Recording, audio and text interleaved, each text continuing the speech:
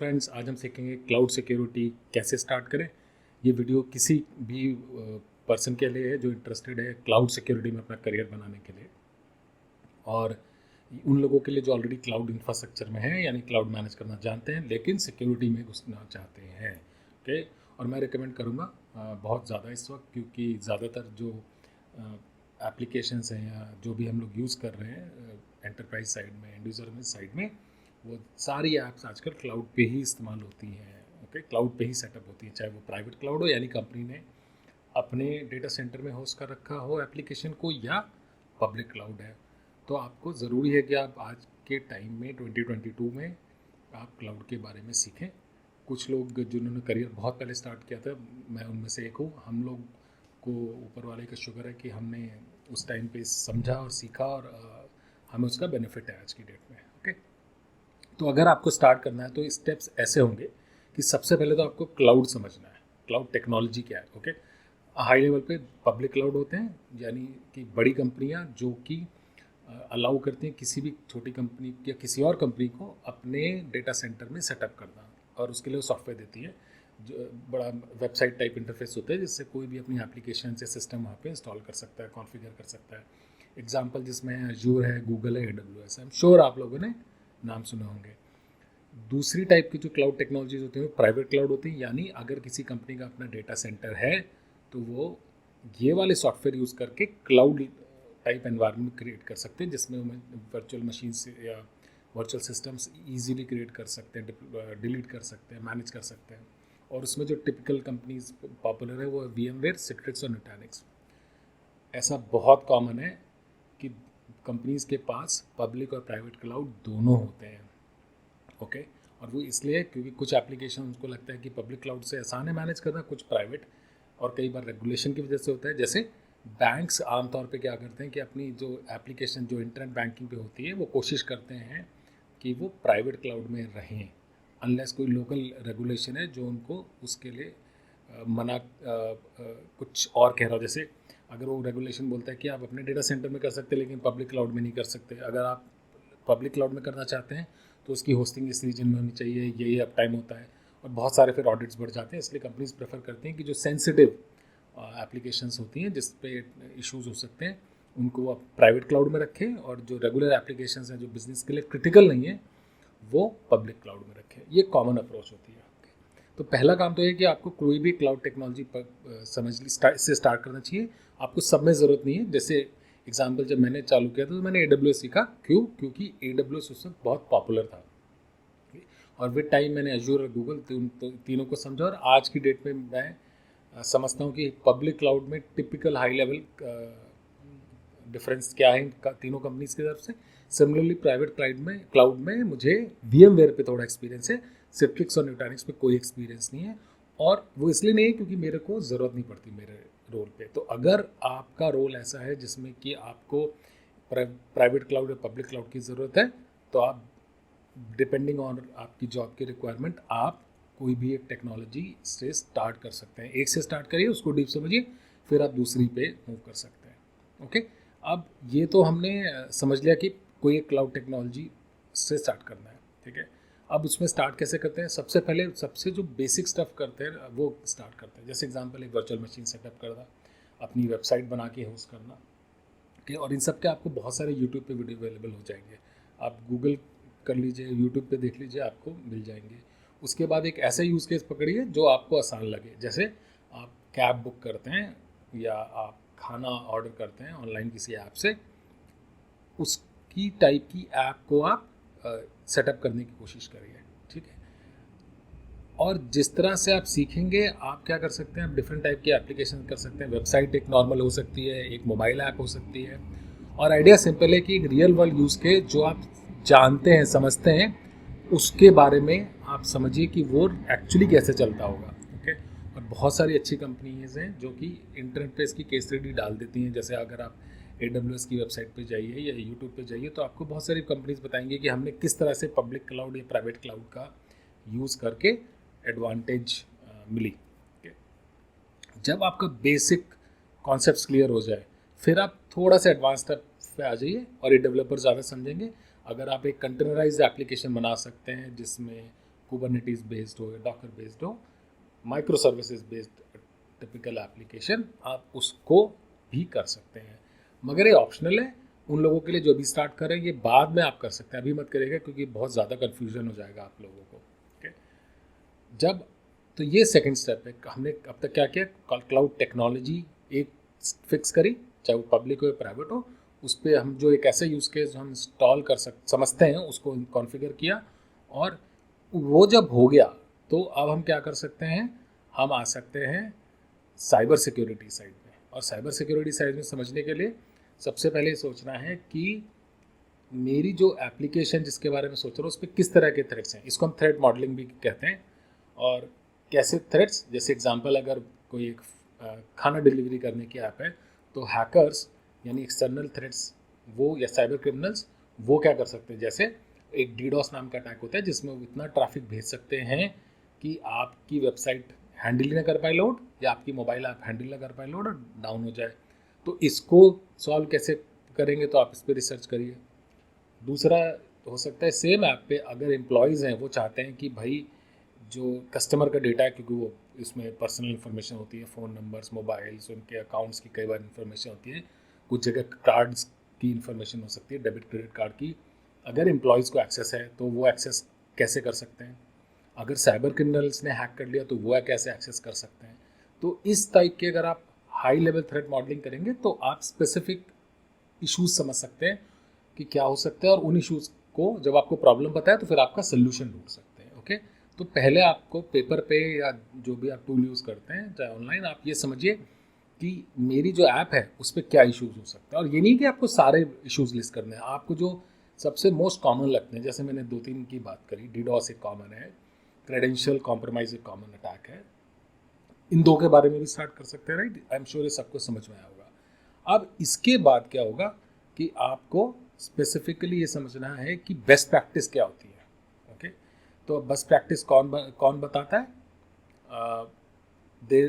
दो बहुत popular organisations हैं, एक है CSA क्लाउड सिक्योरिटी अलायंस, उनका एक गाइडेंस है जिसको हम CC एक एग्ज़ाम भी एक्चुअली CCS के, और उनका जो गाइडेंस का डॉक्यूमेंट है वर्जन 4 चल रहा है जब मैं रिकॉर्ड कर रहा हूँ उस टाइम पे, उसमें इन 14 डोमेन्स के बारे में बात करते हैं। सबसे पहले उस डोमेन में स्टार्ट करते हैं कि हाई लेवल कॉन्सेप्ट्स और आर्किटेक्चर क्या है, फिर गवर्नेंस कैसे करेंगे, लीगल इश्यूज क्या हो सकते हैं, ऑडिट वगैरह क्या होगा। इस तरह से हर डोमेन की उन्होंने एक हाई लेवल ब्रीफ दे रखा है जो आप समझ सकते हैं। और ये रिमेंबर, ये आप ये नहीं बता रहा कि आप AWS में कैसे कॉन्फ़िगर करेंगे सिक्योरिटी, ये हाई लेवल बता रहा है कि आपको जनरल क्या बेस्ट प्रैक्टिस है। ओके, तो जैसे आप एक बार गाड़ी चलाना सीख लेते हैं, अगर आपको जनरली गाड़ी पता है तो आप मोस्ट प्रॉबेबली ज़्यादातर गाड़ियाँ चला सकते हैं। शुरू में आपको थोड़ी दिक्कत आ सकती है उस पर्टिकुलर मेक एंड मॉडल की गाड़ी के लिए, मगर जनरल कॉन्सेप्ट्स आपको पता है कि गाड़ी कैसे चलती है। ओके, सेकंड जो कॉमनली यूज्ड मेथड है वो है ISC2 का एक सर्टिफिकेशन, और ये जो सर्टिफिकेशन है ऑप्शनल है, आपके जॉब की रिक्वायरमेंट के अराउंड है। पर ये जो कंटेंट है इसका कोर्स का, वो ये 6 चीज़ें कवर करता है।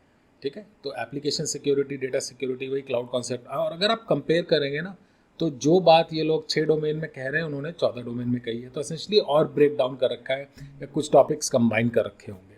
तो ये कॉमन है, मगर एसेंशली क्या अगर आप देखोगे तो कॉमन मिलेगा दोनों ऑर्गेनाइजेशंस की तरफ से। ओके, तो इसमें क्या है, concepts, architecture design, data security, platform and infrastructure security, application security, general operations, legal risk and compliance, right. तो दोनों जो ऑर्गेनाइजेशंस हैं वो सिमिलर बेस्ट प्रैक्टिसेस की बात करती हैं। सर्टिफिकेशन करना या ना करना आपके ऊपर है, ये मैंने आपको सिर्फ रास्ता दिखाया है कि आप ये कर सकते हैं, या रिसोर्सेज अवेलेबल है। ओके, CSA का जो गाइड डॉक्यूमेंट है वो PDF फ्री में डाउनलोड हो जाता है, और अगर आप ISC2 की किताब पढ़ना चाहते हैं तो किताब आप किसी भी ऑनलाइन शॉपर या जो भी आपका बुक शॉपर फेवरेट है उससे आप ले सकते हैं। ओके, तो ये तो हम जनरल बेस्ट प्रैक्टिस समझ गए। ओके, तो जैसे मैंने अपने फूड ऐप के बारे में सोचा तो मुझे पता चल गया कि ये 6, जैसे डेटा सिक्योरिटी इंपॉर्टेंट है, एप्लीकेशन सिक्योरिटी इंपॉर्टेंट है, क्लाउड ऑपरेशंस इंपॉर्टेंट है, ये मैं हाई लेवल पे कंसेप्ट समझ जाऊंगा, और उसको आप रिलेट करिए कि मेरे इस यूज़ केस में ये क्या क्या कर सकता हूँ मैं। ठीक है, उसके बाद अगली जो चीज़ हमें करनी है, हमें देखना है कि जो भी हमने क्लाउड चूज़ किया है, प्राइवेट या पब्लिक, वो नेटिव क्या सिक्योरिटी देता है, यानी उसके अंदर इनहेरेंट क्या आती है। एग्जाम्पल जैसे कि अगर मैं बोलूँ ये AWS का है, AWS के अंदर सिक्योरिटी के अंदर इतने करीब सर्विसेज आती हैं ऑलरेडी, और हर सर्विस का अलग अलग काम है डिपेंडिंग ऑन आपकी क्या नीड्स है, ठीक है। जैसे अगर मुझे ऑडिट की एक रिक्वायरमेंट है, जो हमने बेस्ट प्रैक्टिस है, तो AWS के अंदर एक AWS ऑडिट मैनेजर है। ये एक आप सर्विस अगर आप AWS से खरीद लें तो आप हो सकता है ऑडिट की सारी रिक्वायरमेंट पूरी कर पाए। अब ये आपके ऑर्गेनाइजेशन टू ऑर्गेनाइजेशन वेरी करेगा, मगर बेसिक चीज़ें सब कोई करते हैं, ठीक है। तो जो भी आपने क्लाउड पिक किया है, आप उसके बारे में देखिए कि नेटिव सर्विसेज क्या ऑफर करते हैं। नेक्स्ट चीज़ हम क्या कर सकते हैं, इन सभी जो कंपनीज हैं जो प्राइवेट या पब्लिक क्लाउड देती है, उनके सिक्योरिटी रेफरेंस आर्किटेक्चर आते हैं। बस गूगल कर लीजिए जैसे AWS सिक्योरिटी रेफरेंस आर्किटेक्चर, तो ये लोग अपनी बेस्ट प्रैक्टिस बताते हैं कि हमारे क्लाउड में आप इस तरह से सिक्योरिटी फीचर्स कॉन्फ़िगर कर सकते हैं, और ये फीचर्स अवेलेबल हैं, हमने इस तरह से केस स्टडीज़ डिप्लॉय करी थी। बहुत अच्छे डॉक्यूमेंट्स होते हैं, प्लीज़ पढ़िए। और रिमेंबर, हम मल्टी क्लाउड्स में नहीं घुसेंगे, ओके। आप मल्टी क्लाउड वाली अप्रोच जिसमें AWS गूगल जो भी आप करना चाहें वो भी कर सकते हैं, but start with one thing at a time, okay. अब going back to your use case की, जो मैं हमने थ्रेट मॉडलिंग के टाइम पे हमने यूज़ केस सोचे थे, उनमें कौन सी सर्विस हेल्प कर सकती है। एग्ज़ाम्पल, और मैं कुछ रेकमेंड नहीं कर रहा हूँ, अगर मैंने गार्ड ड्यूटी लगाया तो क्या मेरी फूड डिलीवरी ऐप हैकिंग से बच जाएगी? और गार्ड ड्यूटी क्या सर्विसेज देता है, क्या वो सारी रिक्वायरमेंट मीट करता है जो बेस्ट प्रैक्टिस के अकॉर्डिंग है, ओके। जो CSA या IC2 की बेस्ट प्रैक्टिस के अकॉर्डिंग है या नहीं है, ओके।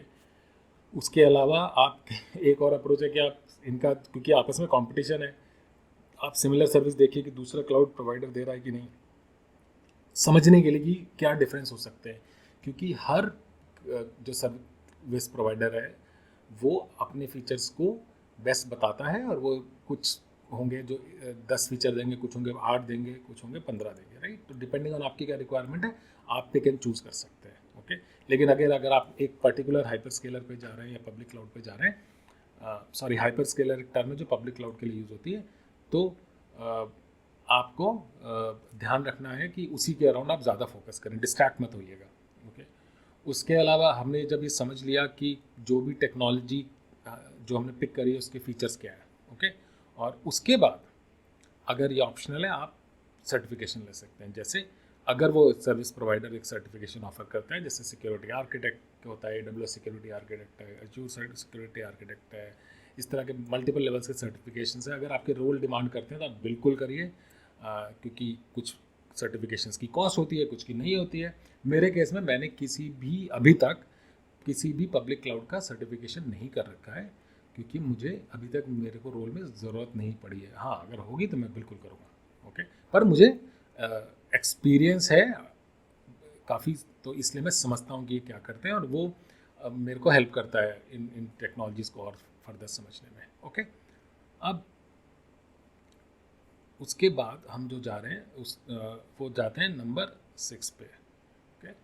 अगला जो स्टेप है वो ये है कि आप थर्ड पार्टी जो टेक्नोलॉजीज़ हैं उनको समझिए, ओके। अब जैसे मैंने बताया कि जितने भी पब्लिक प्राइवेट क्लाउड प्रोवाइडर्स हैं वो कुछ ना कुछ सिक्योरिटी फीचर्स देते हैं। उसके अलावा क्या होता है कि और जो साइबर सिक्योरिटी स्पेशलिस्ट कंपनीज़ हैं, और बहुत सारी हैं, जो कि क्लाउड को सिक्योर करने को करती हैं। जैसे एक सिंपल यूज़ केस है, किसी के पास प्राइवेट क्लाउड है और पब्लिक क्लाउड भी है, तो अगर आप आमतौर पे ऑर्गेनाइजेशन चाहती है कि भाई मेरी जो भी सिक्योरिटी बेस्ट प्रैक्टिस हो दोनों जगह सेम लेवल पे डिप्लॉयड हो, तो क्योंकि ये प्राइवेट और पब्लिक क्लाउड कॉम्पिटिशन होता है आमतौर पे, तो ये लोग सेम फीचर्स आपको अलग अलग मैनेज करना मुश्किल होता है। तो ये जो थर्ड पार्टी प्लेटफॉर्म्स है इस तरह की चीज़ें ऑफर करते हैं, मल्टी क्लाउड सिक्योरिटी कहते हैं इसको। और आप ये भी कर सकते हैं कि कुछ कस्टमर्स क्या होते हैं कि 2 पब्लिक क्लाउड के साथ काम जाएंगे, तो उन केस में भी आप एनवायरनमेंट में सिक्योरिटी कर सकते हैं, ठीक है। तो इसके लिए क्या है कि गार्टनर नाम का जो एनालिस्ट है, उन्होंने एक रिपोर्ट है जिसका नाम है cloud native application protection platforms, और ये बताते हैं कि अगर आप कोई भी एप्लीकेशन क्लाउड में होस्ट करना चाह रहे हैं तो ये सारी कैपेबिलिटी होनी चाहिए। ये कैपेबिलिटीज़ हैं आर्टिफैक्ट्स की तरफ, ओके, क्लाउड कॉन्फ़िगरेशन की तरफ और रन टाइम प्रोटेक्शन की तरफ। इन सारी कैपेबिलिटीज़ को हम स्टडी कर सकते हैं डिटेल में, और आप देख सकते हैं जो थर्ड पार्टी प्लेटफॉर्म है उस पर आप नॉलेज ले सकते हैं। मेरे केस में मेरे को एक प्लेटफॉर्म है, उस पर स्पेसिफिक नॉलेज है apart from all the things that I mention earlier. Okay, with that thank you so much. अगर कुछ आपको और टॉपिक पे इंटरेस्ट हो तो let me know, I will see you next time. हाँ जी।